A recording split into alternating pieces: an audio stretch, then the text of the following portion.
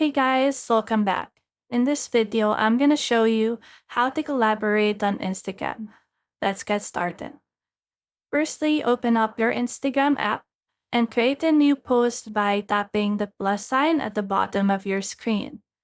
You can select photos or videos, and you may also choose to either post a post or post a reel because the collaborate feature works with both posts and reels. So once you've decided, select the media that you want to share and then hit next and then next again and click add people, and it will lead you to a page where you can click a button that says invite collaborators and just click on that.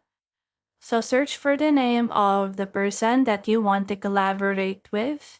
So for this one, I'm going to choose my other profile, and take note that it will not automatically post to their profile. They have to accept the collaboration first before the post gets visible on their profile. So once you're done inviting a friend for collaboration, click Done at the top right of the screen and edit some more of the settings for your post. And once you're satisfied, click Share. And that's how you can collaborate on Instagram.